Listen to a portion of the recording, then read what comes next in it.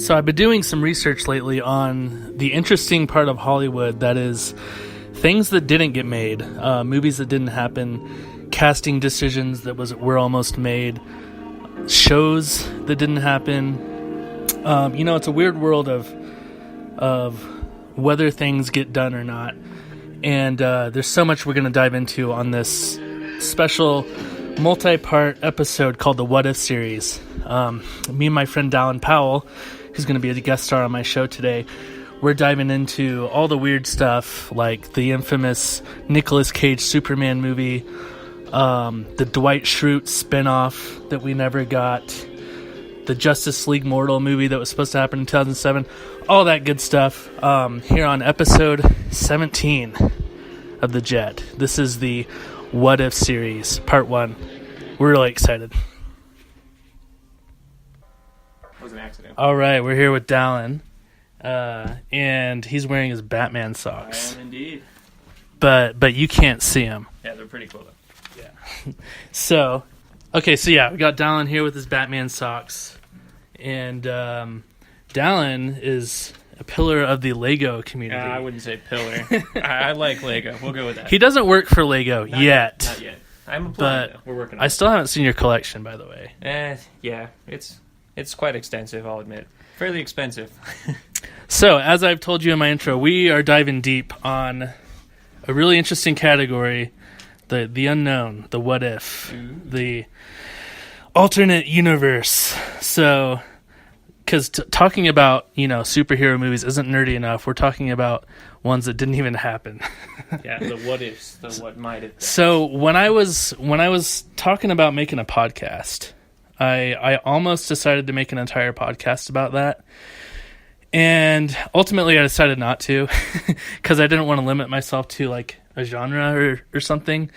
But so we're going to be talking about a lot of stuff. Hopefully we'll get to all of this in the 45 minutes that we're going to do. But we got a movie called Superman Lives that would have came out in 1997. Batman Year One, which would have been 03 or 04-ish. Justice League Mortal, 2007. Sam Raimi's Spider-Man 4, which would have been... Got a couple more as well to add to that, too. Yeah, which would have been like 08. The Dwight Schrute spinoff, if you're an Office fan. Lots of stuff. So, I'm going to kick things off by talking about the movie Justice League Mortal. And... So this would have been 2007. George Miller, who made the movie Mad Max, was gonna do this, and so unlike a lot of the stuff we're gonna talk about, the thing that separates this movie is that it came very close to actually happening. So this is it's a Spider-Man, or what is it, Batman? So this is the Justice League. Sorry, Justice. Okay. Yeah, Justice League Mortal. 2007, George Miller, the director. So George Miller, okay. And what's interesting about this one is they were days away from shooting, like days. They had costumes being made. They had a full cast, pretty much, and which we'll get to in a second. A lot of the visual effects people and costume design people from the Lord of the Rings. Oh, interesting. Which I don't know the specifics on them, but a lot of the people that did Lord of the Rings were going to work on this movie. That's cool. So like really high budget, high quality. Yeah. Which is way cool. This was going to be good. And who was playing Batman? So the cast goes, Armie Hammer was Batman. Okay. All right. That's probably the biggest name on this cast list. Interesting. And I just have a few of the big ones. I don't have the entire cast list. But so Armie Hammer is Batman. Megan Gale as Wonder Woman. Common, the rapper, was going to be Green Lantern. Interesting. And DJ Contra was going to play Superman. And these, except for debatably Armie Hammer, these were all relatively obscure, unknown, young actors who are willing to sign a big, long contract. Like, they probably could have made it famous, too, had this actually been made. Oh, yeah. Yeah, like, for sure. So, because somebody like Leonardo DiCaprio or Tom Cruise, it's hard to get them into this long contract. But if you get a younger, eager, hungrier actor who would just like die of excitement if they got to be, I'm not saying that they were that unheard of, but it's actually funny you bring up DiCaprio though. Yeah. So DiCaprio was actually supposed to be in a Spider-Man movie in the mid-90s too. That's right. Yes. So yeah, I heard about that. James Cameron's. Yeah. It's fun to think about what that movie would have been like in the 90s. Yeah. Because I feel like, it probably would have been bad. Yeah, probably. Well, it's James Cameron directing, right. So maybe. But yeah, anyway, go back to... So the beginning of this movie, I know more about this movie than any other thing we're going to be talking about. Sweet. I did lots of research. So it's 2007. Let's see. Had Transformers. This is the summer Transformers came out. Right before Batman Begins, before Iron Man. So it's after. So this is in between The Dark Knight and The Dark Knight Rises. Oh, but it was a completely different. No. Batman Excuse me. It's before The Dark Knight, after Batman Begins. Yeah. So and that's Batman Begins is what. And that's important. We're gonna touch on that. So. All right. Cool. So yeah, it's that era. So imagine that. Ooh. So the movie starts out. Granted, I don't have the whole script here, but I've been able to piece together what it was with some intense research. So the movie starts out with a funeral, and you don't know who the funeral's for till the end of the movie. So this is not connected at all to Batman Begins. It's not Christian Bale. Right. So you have no idea going into this what kind of Batman movie it is. That's part of the reason why this didn't happen. Oh, interesting. So walk in blind to a Batman movie, and first thing off the bat... Well, it's a Justice League movie. Right, so, yeah, Batman's in there. But it's a funeral right off the bat. Yeah, so, it's a Justice League movie, and there's a funeral, and Wonder Woman is giving a speech to the UN, the United Nations. So you don't know who the funeral is for yet until the end of the movie, so it kind of plays with a timeline there. And so you find out, spoiler alert, at the end of the movie, it's Flash that dies. Oh. And I wonder if maybe they wanted you to think at the beginning of the movie that it's Superman. Oh, interesting. If they'd allude to something different. Right. And so the Flash is one of those superheroes where more than one person is the Flash at different times. Right, yeah. So like Barry Allen is the Flash in this movie that dies. Okay. And then his nephew, who is in the movie... Which is, what's his name? Wally West. Wally West, yeah, okay. He takes his place, like, at the end of the movie as Flash. So, somewhere in this movie, and this is really interesting, because I was reading about Batman in this movie, and I got a lot of Tony Stark kind of vibes.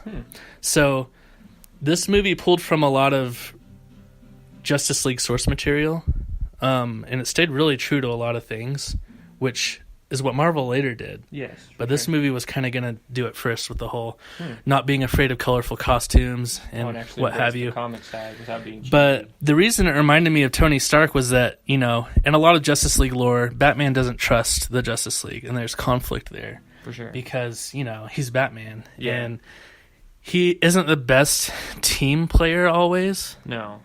So part of the reason he reminds me of Tony Stark is that he builds this secret satellite, this like secret bat satellite, this Big Brother thing to like spy on the Justice League. Sounds like Batman. Because he doesn't fully trust them, and something happens and it ends up backfiring. Either it gets hacked or it's like becomes AI, like Ultron or something. Something bad happens. And Maxwell Lord, a villain who's working under Doomsday, who's in this movie, somehow they get the information, and it's all Batman's fault. And and so something else I heard about this movie is that George Miller was one of those directors, right, who like messes with the cast. For sure. And he wanted Batman to be paranoid and not trust anybody in this movie. And so like he would tell cast members things that he wouldn't tell Armie Hammer. And weird stuff like that, and like he hired psychologists for the actors. So just to put him in the right mindset to play the part well. There was some of that weird director stuff going on, and so yeah, Batman kind of pulls a a Tony Stark kind of, faux pas there. It ends up backfiring on him. And so, taking it back a little bit. So this movie, it's not like a origin, like this movie, they're already... The prime peak here. Right, they've been doing their thing for like 5 or 6 years. That's kind of the vibe you get. Cool. Batman maybe a little longer. So it's not like a Dark Knight Returns or Rises Batman where he's like an old man Batman. Mm-hmm. It's not like Batman Begins Batman either. So they're all kind of just prime, regular, peak. More accurate to the comics, to the DC shows. And what this movie was going to do is sort of the reverse of what they did with the Avengers, where it had you had your individual movies leading up to the team movie. Mm-hmm. This movie starts off with the team movie, and then they got their own movies. That could have really set DC in the right direction. Yeah, and could have put them on top, I know. And so like part of so there's a lot of little reasons why this movie didn't happen. It's kind of hard to figure out like one reason. I know that they were having technical difficulties with the Australian government. That's where they were going to shoot, in Australia. And like I said, they were like weeks away from shooting this movie. Like they had costumes. Like this isn't just some script, that never happened. Like they were about to do this thing. And they're making a documentary about it, which will be interesting. I don't know who's making that documentary. I don't know a lot of details on that. But I'm gonna watch that. So there was complications with the Australian government.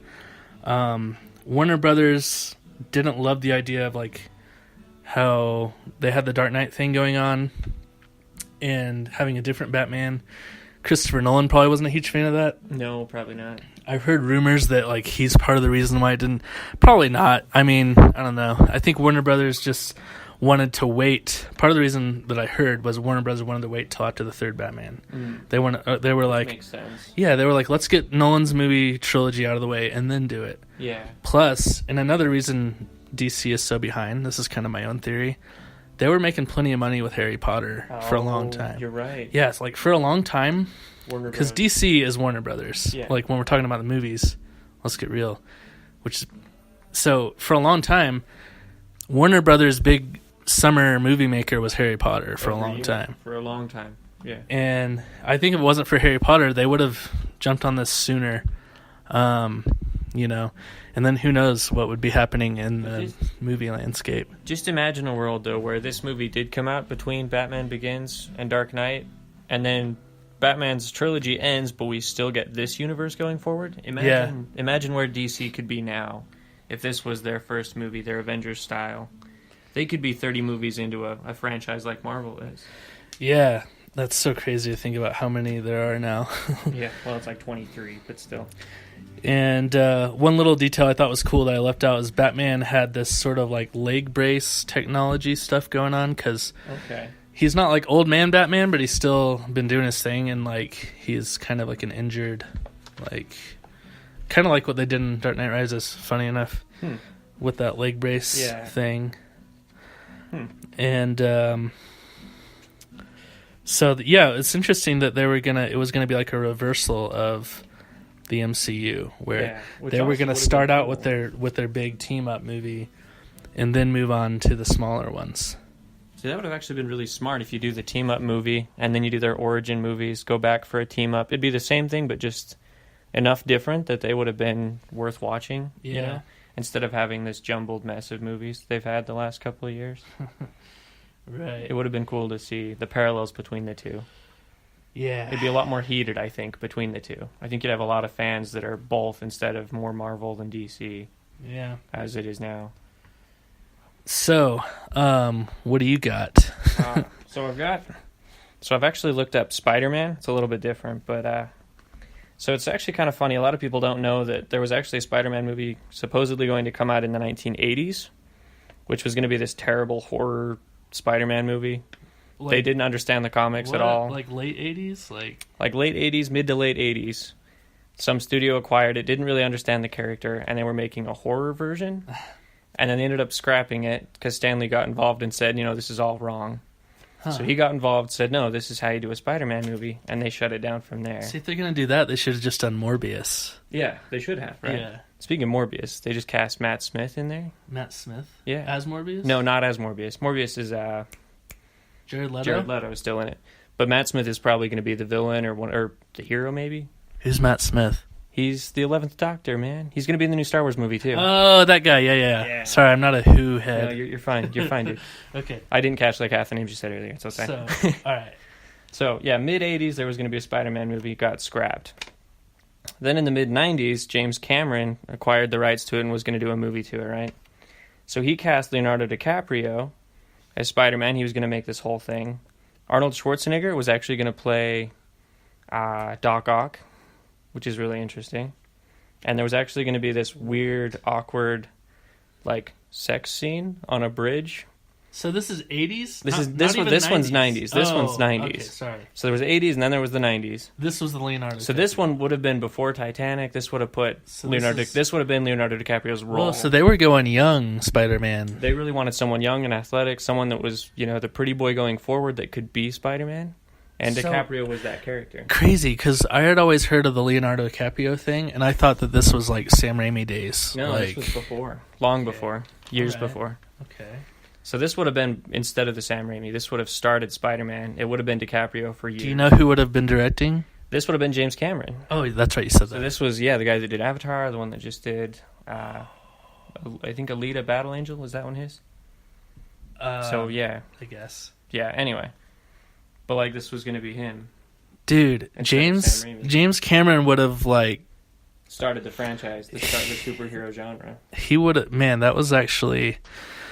That's so interesting. I never knew that. Because James Cameron is James Cameron. Like, he's not my favorite director, but, like, he, it at least would have been half decent. Yeah, for sure. Well, I mean, you still have to consider that it's the 90s and CGI is kind of behind. And, like, the CGI that was in the Sam Raimi trilogy, take that back a decade. That's what we're looking at for Leonardo DiCaprio. So, okay, it might have been really terrible, but it was being considered, though, which was fascinating. It's so crazy how, in sort of tangent, I was going to preface the episode by saying this, but I forgot. In Hollywood, for something to get done, especially, like, a major motion picture, and this is obvious, but there has to be, you have to get like 1 million yeses and 1,000 green lights, and everything has to go right. And there's so many things that we probably just never hear about. Like, especially these days, everybody's so secretive, because of they have to for YouTube clickbait and everything. People like me who obsess over this stuff. Anyways, so. Yeah. Dang, James Cameron. It's funny that you bring up like the whole behind the scenes and stuff, because that's the main reason that Spider-Man 4 got canceled later. The Sam Raimi Spider-Man 4 was just how many people were getting involved and how many different opinions from Sony and from Sam Raimi himself. And then you've got Tobey Maguire who's got opinions, and none of them just made it into a movie. So Spider-Man 4. Now, 4. Did this not happen because of Spider-Man 3? Because I feel like that's most people, including my assumptions. So the idea was that Sam Raimi, right, when he was writing the third movie, he wanted it to mostly just be Sandman. He didn't want Venom in there at all. He wanted Sandman and Green Goblin, the son, the younger, the friend. Yeah. So he wanted those two to be the main antagonists, and that was going to be it. Sony got involved and said, no, we should throw Venom in there just to make it a better movie, have more people. And so Sam Raimi rewrote the whole thing, put Venom in there, and it kind of messed up the story to the point that it just was too incohesive and didn't work together, which is why it got poor reception. And so part of that was that his idea was to put Venom in the fourth one, but because he had to shoehorn him into the third one, it messed everything up, and then it didn't end up happening. So then he came up with an idea for the fourth one, which would have been fantastic, by the way. I would have totally preferred this fourth movie as opposed to the Andrew Garfield one. Okay. So Sony, when they kind of wrote Sam Raimi off, they said, you've just made a terrible Spider-Man 3 movie, so we're just going to reboot the franchise, we'll cast someone else and do it again. That would be so frustrating, because it's like, well, it's not my fault, it was bad. Yeah, and he did kind of feel that way. He took responsibility for it. He kind of has come out in interviews and said, I'll take responsibility because ultimately he was the director, it was his decisions. He could have ignored everything Sony said at the risk of losing his job, maybe. He would have been fired for creative differences for disagreeing with the studio, but instead he did what they said and made a bad movie. So it's kind of this territory where, like... Well, that is an interesting thing to think about, because, I mean, look at Lord and Miller. They get fired from Star Wars, and people are like, oh, tough break, and then they go and make freaking Lego movie into the Spider-Verse and just destroys at the box office, and everybody loves it. They're so good, though. So then what would this Spider-Man 4 look like? So Spider-Man 4, right? So they've actually released a couple different concept images and sketches and things, and we know how it was going to start. It was going to start with a montage of Spider-Man taking down, like, minor villains. So he's going to take down Prowler. If you remember from Spider-Verse, that was the uncle. Okay. He takes him down in a fast scene. He takes down, I think, just a couple other people. But then one of them he takes down is Quentin Beck, who is Mysterio, who is going to be played by the same guy that was in the first three. What's his name? Bruce Campbell? Bruce Campbell, yeah. He's in, like, all of Sam Raimi's movies. He's in all three of the other ones. Right, and he's like a favorite of his, and he was in the Sam Raimi's, like, sort of cult classic, The Evil Dead movies. I never saw those. I haven't seen those either, no. But yeah, Bruce Campbell's a big close friend with Sam Raimi. So he was actually going to be a minor villain in this, though. He was going to be taken down in the first shots of the movie, walked into a courtroom, his helmet taken off, and it's revealed to be Bruce Campbell, of course, right? And then the movie moves on, and then you meet this, Spider-Man meets this villain, the Vulture, who was going to be Ben Kingsley at first, but then was recast to be John Malkovich. Still ended up never happening. But either one of those two would have been fantastic. But then Vulture comes in and just lays into Peter. Just beats him up, And then, so the Vulture was supposed to have a daughter as well, who was going to be Anne Hathaway, playing a character, Black Cat, who was actually going to be Miss Vulture. She was being rebranded as a different villain. Oh, man. Who was going to be like a love interest between Peter and Mary Jane, but kind of be this, like, villain temptress kind of character. Yeah. The Miss Vulture. Sort of like Catwoman. Like Catwoman, which is funny that she was actually in she was casted in the Batman 3 movie. So I can't help but think that's a lot of characters. And I'm not saying that can't be done right. Yeah. So this was just the opening shot. The Vulture was the main villain going forward. Okay. For the rest of the movie. This would have been the first 10 minutes. There's a couple different takedowns. And then it's transferred over to Vulture for the rest of the movie. Huh. Which would have been John Malkovich, which I think was fantastic. Wait, who would have been Vulture? So before it was going to be Ben Kingsley, and then they decided... Who's Ben Kingsley again? He's in... in Iron Man 3, he played the Mandarin. That's right. Okay, that's what I thought. I just wanted to be sure. Yeah, for sure. Gotcha. But he would have been a fantastic casting as well. But John Malkovich, though.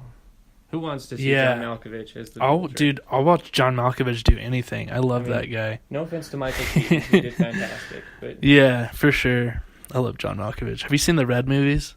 Yeah, I have, yes. I love both Red 1 and Red 2. He's really good in the new Netflix one, too. The Blind Box? Bird Box? Bird Box. Oh, he's in that? I haven't seen it. He's good in that, too. He's going to be in this other Netflix movie coming out with Jake Gyllenhaal called Velvet Buzzsaw. It's like a horror movie about... It's like Night at the Museum, but like a horror movie. And it's an art museum. I saw the trailer for that one. Yeah. So, man, okay. That movie would have been... interesting. Yeah. So it opens with the montage of him taking down all those villains. All the minor villains. And then coming up against Vulture, who was supposed to look not very intimidating, but to just be a crazy, powerful fighter. Supposed to have the mechanical wings that could shoot like these metallic feathers that pierced Spider-Man's suit and kind of took him down. Right. Which was going to be super awesome. But I really like what they did with Michael Keaton's Vulture, too. Just making more of a scavenger and less of just an inherent villain, which was really smart, too. Well, we will always have the first two Sam Raimi Spider-Man movies. That's classic cinema, like, in my opinion now. Like, those first two is like, that's like classic cinema to me. Like, classic modern, and they're great. I think if we'd had the Sam Raimi 4, the Spider-Man 4, it would have reinvented the character, made him better. We'd forget about Spider-Man 3, and then we wouldn't have ever had Andrew Garfield. It would have just been Sam Raimi Spider-Man 5, Sam Raimi Spider-Man 6, and then probably concluded, which is possibly a really interesting thing to consider, that maybe there was a 6-movie series of Spider-Man that was way better than what we got. The Andrew Garfield, I feel like the Andrew Garfield Spider-Man was sort of like that was sort of the birth of like, oh, you can reboot a franchise like 3 years later. Yeah. Because that was like, people were like, what? A different Spider-Man? Turn around this fast, yeah. Like, you're starting over? That's crazy. Like, that blew people away. Because, like, you know, people weren't used to something getting rebooted that fast. No, for sure. And what a lot of people actually don't know, too, is that the Andrew Garfield series was supposed to have an Amazing Spider-Man 3, which would have been bizarre, by the way. Completely bizarre. It would have had Spider-Man, like, realizing that he can use his blood to revive dead people. So he brings back Gwen Stacy. She was going to come back. Emma Stone was, to play, like, a clone of Emma Watson. Oh, that would have been so interesting. Which would have been bizarre, right? But her dad was going to come back too, the police officer. He was going to be in there. They were going to plant like all these things to a Sinister Six movie and then to a Spider-Man 3. Why would he want him back? He hates Spider-Man. I don't know. He was just going to be in there. I don't know. There wasn't a lot of details about that one. But an interesting thing too is that I guess in Amazing Spider-Man 2, if you use Shazam and you Shazam the credits, it actually takes you to a video clip of like dimensions of Sinister Six equipment kind of being built behind what? It. It's an Alicia Keys song playing over some dimensions of Sinister Six stuff. I looked it up. It's on YouTube. You can find it. That's crazy. But yeah, they were really planting seeds for Amazing Spider-Man to become a Sinister Six and to go on to like a Spider-Man 4. So, call me crazy, but I do not hate those Andrew Garfield Spider-Man movies. And the first one I loved. The second one I was a little more I liked the second one a lot. I loved what they did with Gwen Stacy. My only concerns with the second one was what they did with Green Goblin. The Oscorp side was a little strange. Yeah. But I loved the Gwen Stacy dying. I loved all of that. That was fantastic. Yeah, for sure. And it would be curious to see, like, they even talked of Emma Stone coming back to play Spider-Gwen. That was considered, having her own movie, a Spider-Gwen movie with Emma Stone, as a spin-off, which I think would have been fantastic. Dude. Because she's, like, perfect casting for that. Yeah. I'm glad things worked out the way they did, though, because I think Tom Holland is the best Spider-Man that's ever played Spider-Man. Can't knock Tom Holland. Like, those first two Sam Raimi movies will always have a special place in my heart, and I grew up on them. But I just love Tom Holland in that they found a way to work him into the MCU. Oh, I love that. And he's young, and I hope that he is like how Hugh Jackman is for Wolverine. He just is Wolverine. Mm-hmm. And even his bad movies are forgiven. Yeah. I hope that he's like that I hope he's Spider-Man for a long time. I agree. For sure. I think he will be too. I mean, it's the part that put him on the map as a character. He's going to want to play him forever, you know. Definitely. Imagine him coming back and playing like an older, more experienced Spider-Man in later movies. I just can't wait for the second Spider-Verse movie. Like, there's so much they can do with that. Yeah. So I can't wait to do. Okay, so the next thing I want to talk about is Superman Lives. This started to get rolling. The ball started getting rolling on this in 1996. And it probably would have happened in like 1997. Like, probably summer of 97. So, basically... Is this the Nicolas Cage one? This is the Nicolas Cage one, the infamous. So, back in the earlier days of the internet, there was always this picture of Nicolas Cage in this weird-looking Superman outfit, and people thought it was fake. People thought it was photoshopped. He had like long hair, didn't he? Longer. Yeah, he had longer hair. I think they were gonna make Tim Burton was gonna direct this.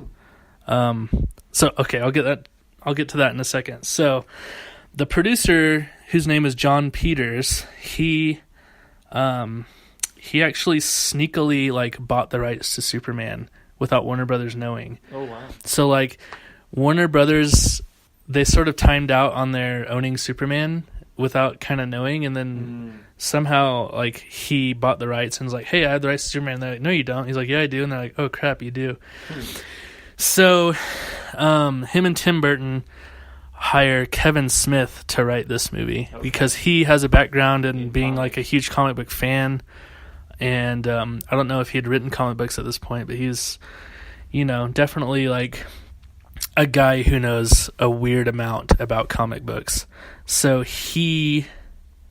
I'll start this off by saying the Batman movies of the 90s were goofy and like crazy and dumb, but they were pretty straightforward. Yeah. Like it was Batman and Robin taking on bad guys.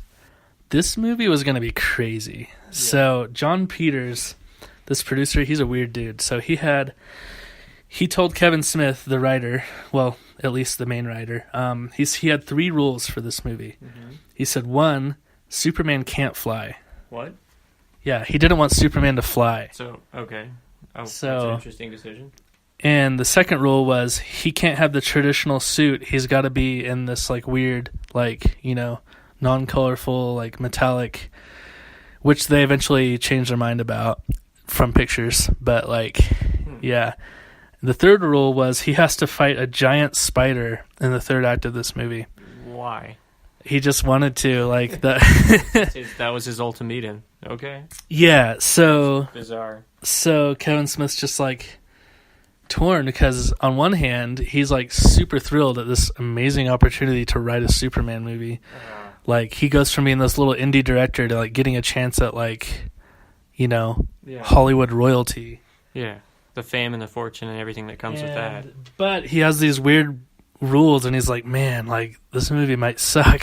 How do you stay true to a character when that's what you're given? And so Kevin Smith, he wanted Deadshot and Batman to show up at different points in this movie. And this is back in the 90s. This is back when, that didn't happen. Like, this is back when, like in Batman Forever, when you hear Bruce Wayne like mention Metropolis and you're just like, Yeah. So it would have been, this is going to be a weird movie. So was Batman going to be accurate to his character, or were they doing any weird rules with him too? I don't know a lot about that. They probably didn't get that far on the whole Batman thing. This movie didn't get as far as the Justice League movie, but there's still a lot that they were going to do. So the movie would have started out with Doomsday fighting Superman and Doomsday killing Superman at the beginning of the movie. Okay, so much like we saw in Justice League, or with Batman, or what is it? Right, so the movie starts out with the normal Nicolas Cage Superman in his normal suit that they eventually decided to use. He fights Doomsday and dies at the beginning of the movie. Okay.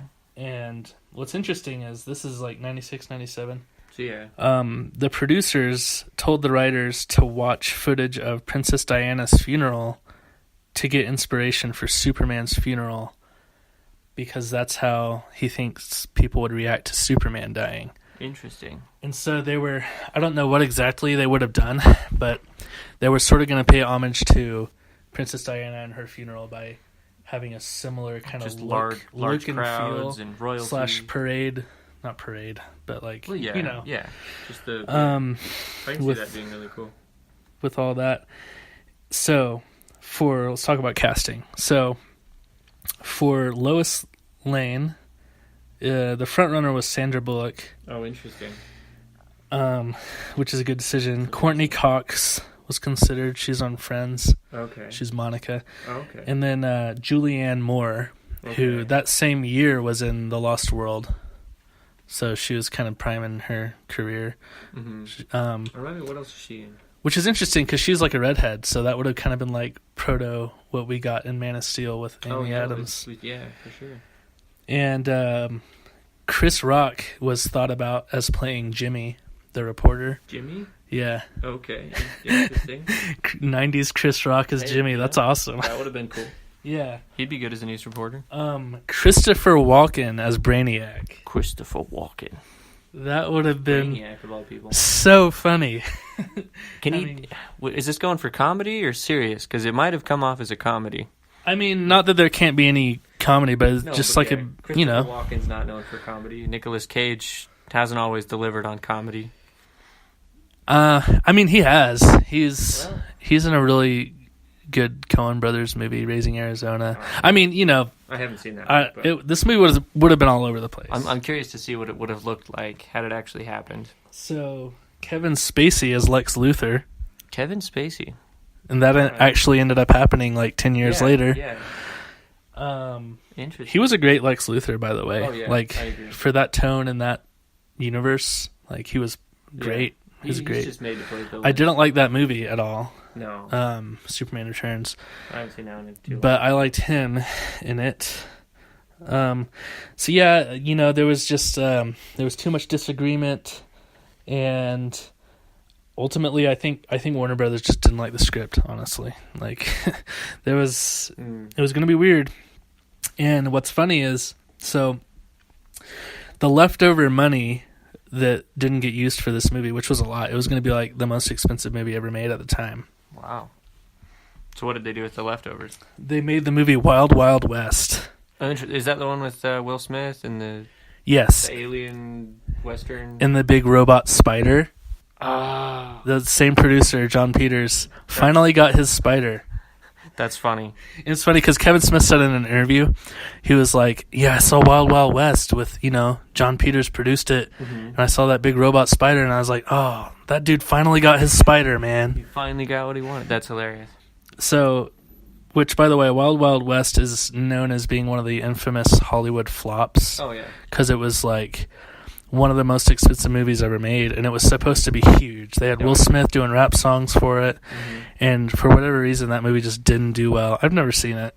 I've only seen behind-the-scenes type stuff. I've never actually watched it either, but it's on my list. I remember it being a big deal because I'm old, and I was like 6 or 7 at the time, and Burger King had these like Wild Wild West sunglasses, and I remember just like begging my parents to take me to Burger King to get those sunglasses.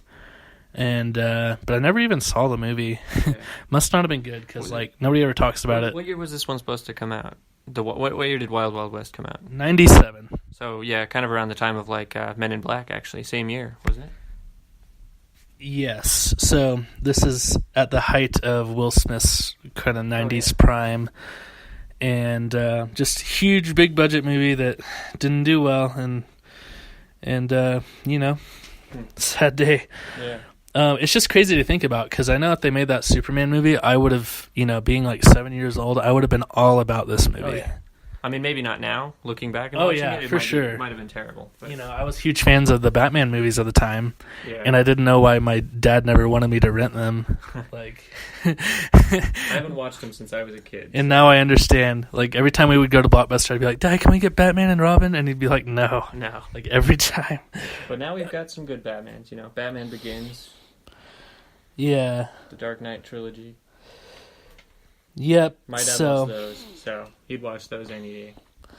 The last thing I'll get to, we're kind of running out of time, but I wanted to talk about The Office because, well, first of all, some of the casting that didn't happen with The Office was somebody who was considered for Jim Halpert was Adam Scott. So who later showed up in Parks and Rec. Right, so glad that it worked out the way it did. Yeah. But it's kind of funny, though, because I always joke that Ben Wyatt on Parks and Rec or Adam Scott, he just, like, owns the camera look. Oh, yeah. He is the Jim Halpert. Because Jim Halpert created the camera look, but Adam Scott or Ben Wyatt owns the camera look. Mm-hmm. Like, oh, yeah. Yeah. Like, when they bring up little Sebastian and he's just, like, looks at the camera like, I don't just get the it. deadpan. Yep, I love it. And there was some other, there's a lot of these with The Office. Dwight was considered to be played by Seth Rogen. Oh, interesting. I'm kind of glad he didn't, though. Yeah. I mean, he might have not fit in too well with that show. I mean, obviously, I'm glad it worked out the way it did because I love The Office. I feel like he would have fit more in with Parks and Rec than The Office, but yeah, but still. Yeah, I could see that. Angela Kingsley, who is the same name as our character, she was almost Pam, or at least was considered for Pam. Isn't that weird? Angela Kingsley. Remind me who that is. She's like the blonde one, shorter. Oh, Angela, right. Yeah. Is that her real name, too? She auditioned for Pam. Oh, interesting. Yeah, that wouldn't have worked. Well, actually, no. I've heard in behind the scenes that she's, like, super funny, super outgoing, Right, yeah, no, yeah, she is. She's super bubbly. Yeah, but for her character, she's super stern, which is hilarious. And props to her acting, by the way, on that, because that's hard to do. Yeah, and underratedly attractive. I could have seen that as Pam. I mean, maybe. And Michael Scott was almost played by Bob Odenkirk. Oh, interesting. You know who that is, right? I know the name. I'm trying to remember. He's Better Call Saul. Okay, Saul yeah. And they actually paid tribute to that in like one of the last seasons. Pam goes to this other office, and she's like, "Oh my gosh, this guy is just like Michael Scott." Right, I remember that scene. And I could see that.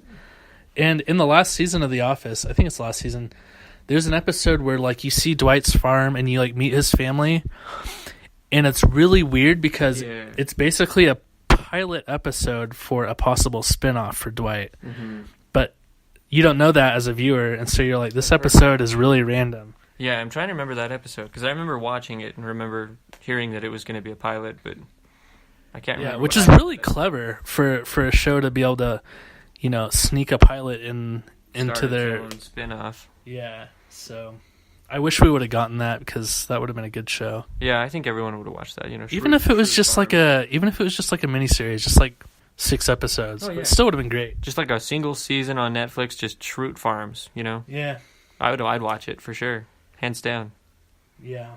So this is sort of the end of part 1 of the What If series, and some of the things that we'll be getting to soon in the next part 2, will be Batman Year One, the Batman movie that didn't happen.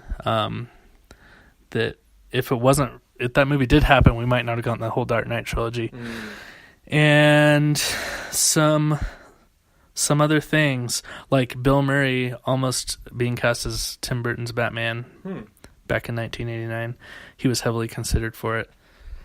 Bill Murray.